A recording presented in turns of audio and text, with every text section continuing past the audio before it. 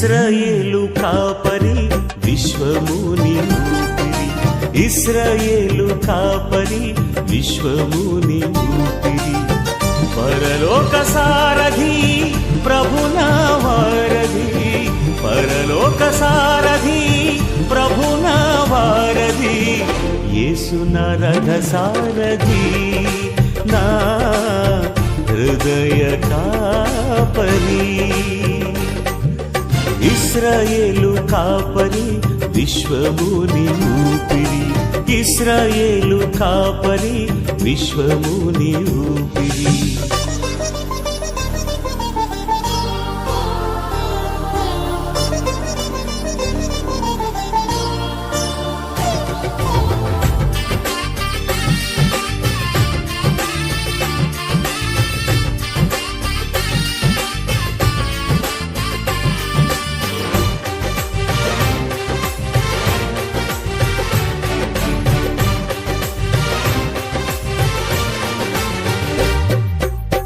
బబులోను బానిస బంధాలు తెంచి, బాధలు లేని బ్రతుకునియా.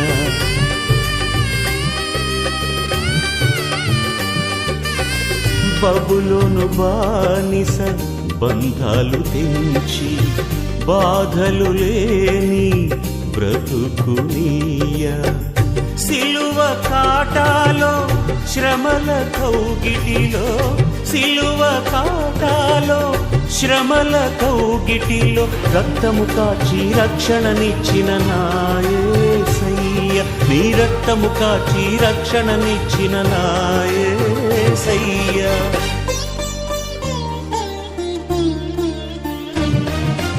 ఇశ్రాయేలు కాపరి విశ్వముని ఊపిరి, ఇశ్రాయేలు కాపరి విశ్వముని ఊపిరి.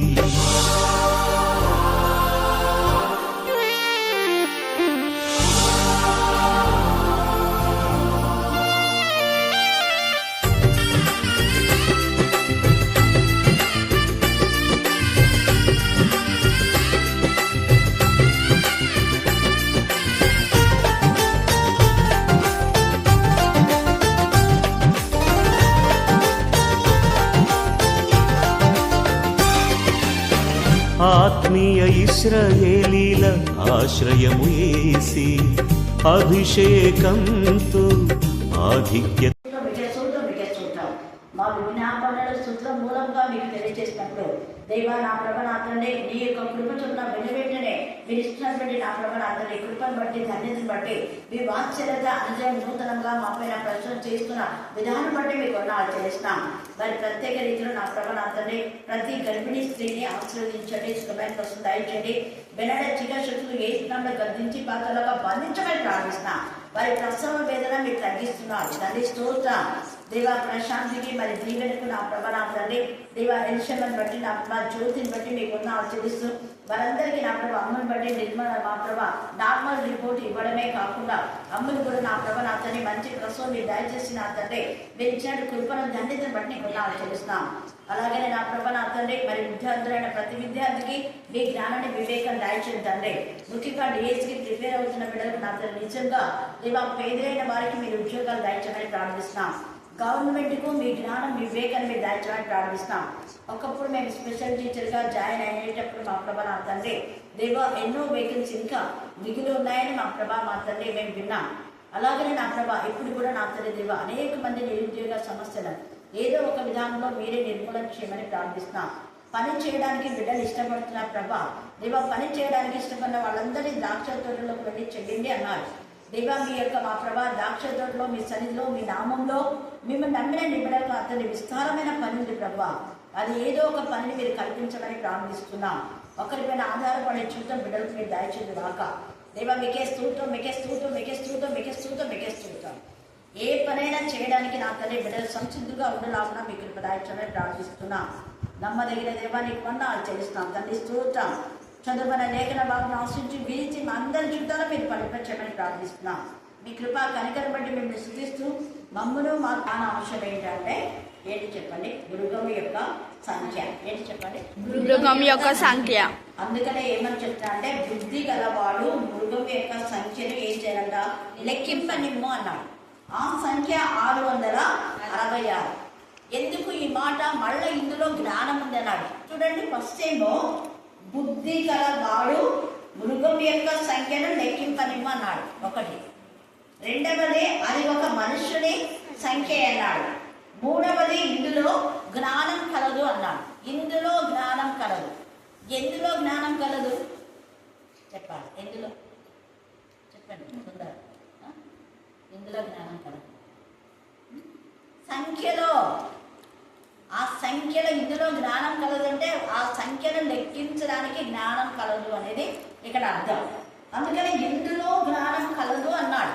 అంటే జ్ఞానంతో మీరు ఆలోచిస్తే ఈ సంఖ్య సాతానుడు వాడు చాలా జిమ్మిట్ చేస్తుంటాడు కదా. ఇక్కడ మనం చూస్తే 13వ అధ్యాయంలో మొదట మనం చూసినప్పుడు మొదటి యొక్క మృగాన్ని చూసినాం. ఆ మృగము చిరుత పులిని, సింహాన్ని, ఎలుగుబంటిని కూడినట్టు మనం చూసినాం. అవన్నీ ఏంటంటే బబులోను ఆ యొక్క సామ్రాజ్యం అంతా కూలిపోతుంది అనే దానికి ఒక అర్థం. 8వ అధ్యాయం ప్రకటనలో చివరిలో అయ్యో అయ్యో అయ్యో అంటూ ఏం చేస్తుంది? శ్రమ అన్నాడు కదా. 8వ అధ్యాయము చివరి వచనం చదవండి. ప్రకటన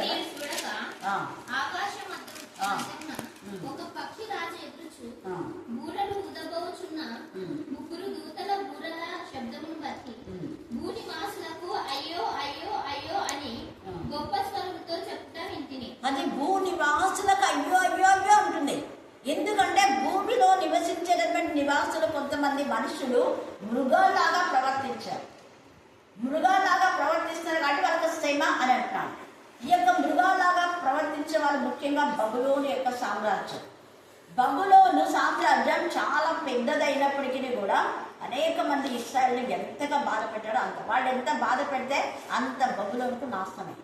అందుకే బబులోను కూలిపోయిన అనే మాట కూడా లేఖనాల భాగాలు చాలా చోట్ల చెప్పాడు ఆ మాట. బబులోను కూలిపోయిన. ఈ క్రూర మృగమైన వాడు ఇష్టానుసారంగా ప్రజలను బాధ పెడితే దేవుడు అందుకు తగిన విధానంలో బబులోను కూలిపోయేలా దేవుడు చేస్తాడు. ఊరికే ఉన్నాడు దేవుడు, తండ్రి అయిన దేవుడు. ఆయన రోషం గల దేవుడు అనమాట. అందుకని ఈ బబులోను సామ్రాజ్యాన్ని తర్వాత మాదియా, పారసికలు, తర్వాత ఈ యొక్క మరి లాస్ట్ గ్రీకేయ రాజు అని చూస్తాం కదా. గ్రీక్ సామ్రాజ్యం, రోమా, రవి అస్తమించని రోమా సామ్రాజ్యం అంటే అది చిన్నదే కానీ కొంత మటుకే దాని యొక్క బలం ఉండేది.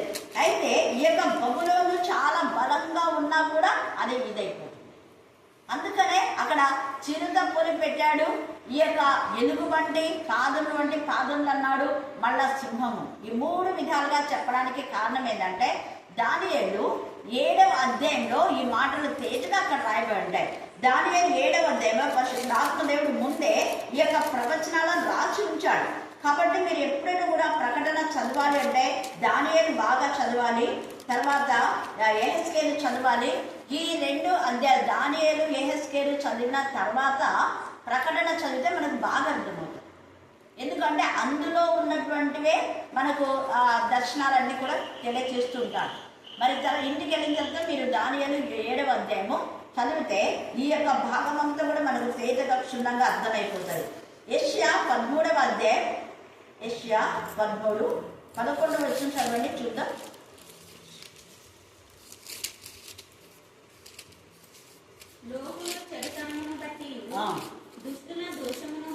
లోకుల చెడుతనమును బట్టి బబులోనులో చాలా చెడుతనం, దుష్టులు బబులోనులో చాలా మంది. అందుకే లోకుల చెడుతనం బట్టి, దుష్టుల దోషమును బట్టి చూడండి నేను వారిని శిక్షింపబోచున్నాను. అహంకారుల అతిశయము మాన్పించేదని. బబులోను ఎంత అహంకారంతో ఉండిందో, నెబుకద్నెజర్ రాజు ఎంత అహంకారం, గర్వించాడు. గర్వాన్ని అణిచి పశువులాగా చేశాడు దేవుడు. ఊరుకోడు, ఒక మృగంలాగా అయిపోయాడు, క్రూర మృగంలాగా అయిపోయాడు. వికార రూపం వచ్చేసింది నెబుకద్నెజర్ రాజుకు. ఎంత బాధాకరమైన విషయం. అందుకని ఇక్కడ అంటున్నాడు కదా దేవుడు, నేను దండింపక వాళ్ళని మానను, ఖచ్చితంగా వాళ్ళని శిక్షిస్తా అని అంటున్నాడు. కాబట్టి బబులోను లాంటి ఆ క్యారెక్టర్ బబులోను వ్యక్తులకు ఉన్నటువంటి దుష్ట క్రియలు కానివ్వండి, అహంకారయుక్తమైన క్రియలు, గర్వంతో కూడినటువంటి మాటలు కానివ్వండి, పనులు కానీ, చేష్టలు కానీ మనలో ఉంటే ఈ రాత్రి కాల సమయంలో మనం మార్చుకోవాలి. ఎందుకంటే ఖచ్చితంగా దేవుడు అలాంటి వాళ్ళని శిక్షిస్తాడు. ఈరోజు కాకపోయినా ఒక్కరోజు వస్తుంది శిక్ష. అందుకే యెషయాలో ముందుగానే ఆ మాట ప్రవచన రూపకంగా అక్కడ తెలియచేయడం మనం చూస్తాం. తర్వాత 21:9 కూడా చదవండి. యెషయా 21:9. ఇదిగో జతలుగా రౌతుల దండు వచ్చుచున్నది అని చెప్పాను. బబులోను కూలేను దాని దేవతల విగ్రహములన్నిటినీ ఆయన నేలను పడివేసి ఉన్నాడు. దాని దేవతల విగ్రహములన్నీ నేల పడేశాడు. ఈ యొక్క బబులోనులో ముఖ్యంగా నిమ్రోదు యొక్క తల్లి, ఆ యొక్క నిమ్రోదు యొక్క తల్లి అక్కడ ఆమె ఏం చేస్తుందంటే శిబిరాసి, ఆమె చాలా విరోధమైన విధంగా రాజకుమార్తె, ఆమె రాణి. ఆ రాణి అయినటువంటి ఈమె ఎన్ని విగ్రహాలు తెచ్చి ఎక్కువ పూజలు చేయడం అక్కడ జరిపిస్తారు. అందుకనే కూలిపోతుంది ఆమె అంటాడు అక్కడ. బబులోను ఆమె కూలేదు. ఆ విగ్రహ సంబంధమైన వాటిని భయంకరమైన విగ్రహారాధన, క్షుద్ర శక్తులు ఇవన్నీ కూడా అక్కడ ఉంటుంది. నిమ్రోదు యొక్క తల్లి, నిమ్రోదు అంటే నిరంకుశ ప్రభుత్వం కదా. నిజంగా నిమ్రోదు ఎంత ఇదిగా ఇశ్రాయేలును బాధ పెట్టాడు. వాళ్ళ తల్లి కూడా అలాగనే. అలాగా ఈ విధానంలో రాజమాత చేసిన విగ్రహ సంబంధమైన వాటిని అన్నిటి కూడా దేవుడు ఏం చేస్తుంటే కూల్చివేస్తున్నా. ఆయన ఊరుకోడు. ఈ యొక్క బబులోను కానివ్వండి, అంత్యక్రీస్తు ఈ యొక్క మృగంలో నిజంగా మొదటి క్రూర మృగంలో, రెండవ క్రూర మృగంలో మనం చూస్తే అంత్యక్రీస్తు ఉన్నటువంటి విధానంలో మనం చూస్తాం. రాజులందరూ కలిసి మరి ఈ యొక్క మన ప్రపంచం అంతా కూడా దేవునికి విరోధమైన విధానంలో రాజకీయ ఎత్తుగడలో ఏళ్తారు. వాటిని గురించి కూడా దేవుడు ఇక్కడ తేజగా 13వ అధ్యాయంలో మనతో తెలియజేస్తున్నాడు. ఈ యొక్క రాజకీయ నాయకులకు కొంత అధికారము అపవాదిస్తుంది.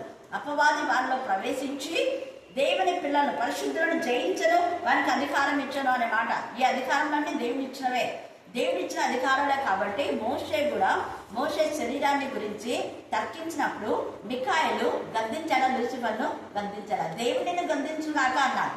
ఎందుకన్నా అంటే ఈ అధికారం దేవుడికి ఇవ్వండి, నువ్వు వీడొచ్చి ధైర్యంగా మాట్లాడలేవు. ఎందుకంటే ఈ భూరాజ్యంలోనే నావే అన్నాడు కదా.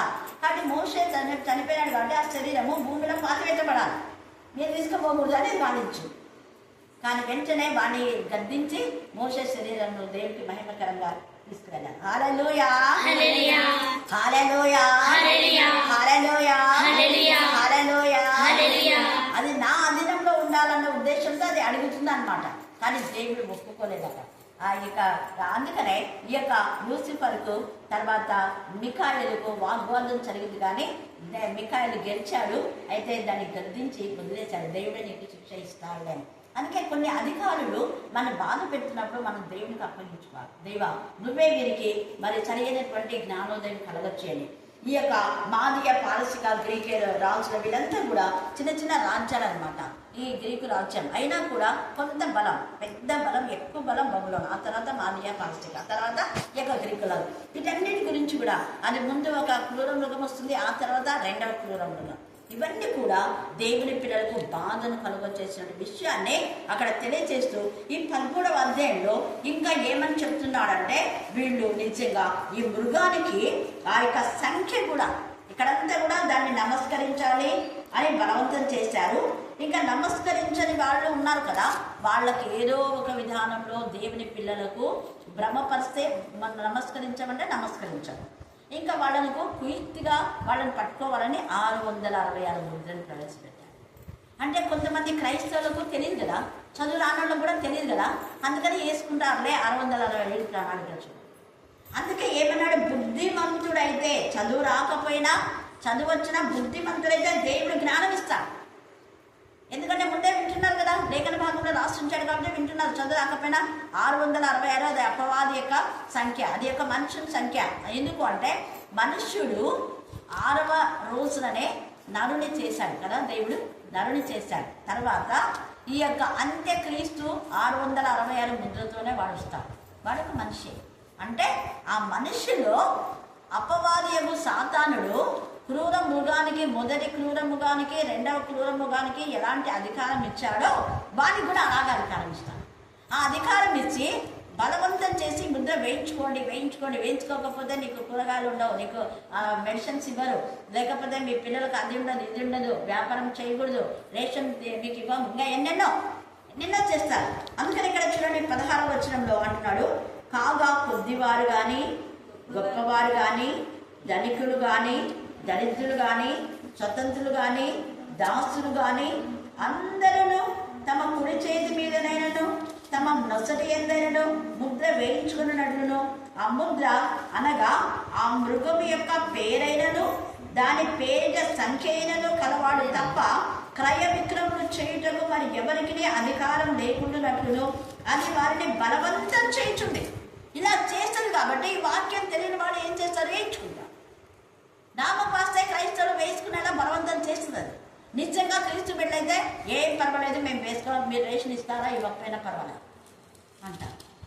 మంచినీళ్ళు కొనడానికి వాళ్ళు దగ్గరికి రానివ్వరు. మంచినీళ్ళు ఇవ్వం, నీ పిల్లలు చచ్చుకుందో చూడు దాని మాట్లాడే చనిపోయినా పర్వాలేదు, దేవుళ్ళు ఉంటారు, ఆడ జీవజలం దేవుడు ఇస్తారు, ఇలాగే మాట్లాడతారు. అయితే ఈ 666 అనేది మనకు తెలిసిందని అది ప్లాన్గా ఏం చేస్తుందంటే ఈ విధానంలో సంఖ్యలు మనం గుర్తుపెట్టుకోవాలి. 8, 4, 6 అంటే కూడా 666 వస్తుంది.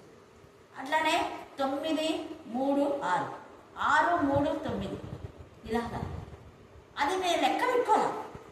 అందుకే అన్నాడు ఇక్కడ ఇందులో ఇది జ్ఞానం కలదంటాడు ఇక్కడ. అంటే 666 అంటే 18, 3 6ల 18 చూడండి, 3 కూడా 6 3ల పెట్టిన 18 అట్లా కూడా ఇవ్వచ్చు.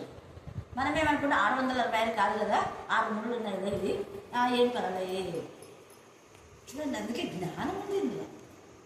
కాబట్టి జ్ఞానంతో మనం ఆ సంఖ్యను మనం లెక్కించుకోవాలంట. లెక్కించుకొని తర్వాత 6 6ల 36 అవుతుంది. 36 6లో మనం చూస్తే 216 వేయడానికి వస్తుంది. మనం గుర్తుపెట్టుకోవాలి. 6ల 36, 36 6ల 216 మనకు హెచ్చింపు కూడికలు అన్నీ తీసివేతలు చేయడానికైతే లేదు. 6 6 పోతే 0 కాదు, ఏం లేదు. కాబట్టి వాడు ఎంతసేపు చేసేది కూడికైనా చేస్తాడు, హెచ్చింపైనా భాగించడానికి కూడా లేదు, అవకాశం లేదు భాగించినా కూడా 0నే వస్తుంది కదా అది. కాబట్టి చాలా జాగ్రత్తగా మనం ఈ సంఖ్యను లెక్కింపనివ్వాలంట. అందుకే పరిశుద్ధాత్మదేవుడు ఈ రాత్రి కాలచందు నీతో నాతో మాట్లాడుతున్నావు. ఇందులో ధనికులు దరిద్రులు అనే మాట. ధనికులు అంటే కొంతమంది అనుకుంటారు ధనికులు తెలియకంగా బాగా ధనం దాంట్లో ఉంటుంది, వాళ్ళకు ముగిస్తానే అనుకుంటారు. కానీ ధనికులైన చాలామంది దేవుని భయభక్తి గల వాళ్ళు ఉన్నారు. ఎందుకంటే ధనవంతుడు పేదరాజు చెప్తేనే వెంటనే ధనవంతుడేమో నరకానికి భయ, పేదరాజుడేమో అబ్రహాం భయ అంటుంటారు. కానీ అబ్రహాం ధనవంతుడు అనేది చెప్పాలి. అబ్రహాం ధనవంతుడు కదా, ధనవంతుడైన అబ్రహాము రొమ్ములో పోయినాడని చెప్పాలి అక్కడ తెచ్చేసి. అంటే దాని అర్థం ఏంటి? ధనవంతులు అందరూ కాదు. దేవునికి విరోధంగా అక్రమమైన మార్గంలో ఎవరైతే ధనంను సంపాదిస్తారో వాళ్ళు ధనవంతులు. దేవునికి మహిమకరంగా లేకుండా, దేవునికి ఇవ్వకుండా మరి అక్రమమైన మార్గంలో సంపాదించిన ధనవంతుల యొక్క ధనాన్ని దేవుడు అప్పుడు ఇలాగనే నాశనం చేస్తాడు. కాబట్టి ఈ యొక్క రాత్రి కాల సమయమందు మన జ్ఞానం కలిగి దేవా మాకు జ్ఞానం దయచేయని ప్రార్థన చేస్తాం. ఆ యొక్క 666 ముద్ర రాకముందే మనం ప్రభు విలువగా చూపిస్తాం. దేవుడు ఈ లేఖన భాగాన్ని దీవించి ఆశీర్వదించుగాక. ఆమేన్, ఆమేన్, ఆమేన్. చివరి ప్రార్థన. దేవ నా ప్రభా మీకు ఎంతగానో వందనాలు స్తుతులు స్తోత్రం చెల్లించుకుంటున్నా. ప్రత్యేక రీతిలో దేవ నా ప్రభా ఈ యొక్క కుటుంబంలో మీ నామం మీ రక్తం దేవ సింధు జీవితాన్ని మీరు ఎలా కడతారో నాకు తెలియదు, మీరు కట్టండి. తెలిసి తెలియక నా ప్రభా నా తల్లి బిడ్డ నా ప్రభాని మరి పొరపాటు ఏ విధానంలో మా తల్లి మీరు దేవ నా ప్రభా ఈ పరిస్థితిలో నిలిపిపోయినారో నాకు తెలియదు. కానీ జీవితకాల భూమిలో నుంచి మీరే పైకి లేవలెక్కమని ప్రార్థిస్తున్నాను. దేవ నా ప్రభా ప్రభాకలు గర్భించండి గురించి చెప్పిన వాళ్ళ దుష్టశక్తి దురాత్మసం భయపడతాను. తల్లిగా కొడుకులు నా ప్రభా సమర్థించే తల్లిని మీరు గద్దించమని ప్రార్థిస్తాను, బుద్ధి చెప్పమని ప్రార్థిస్తాను.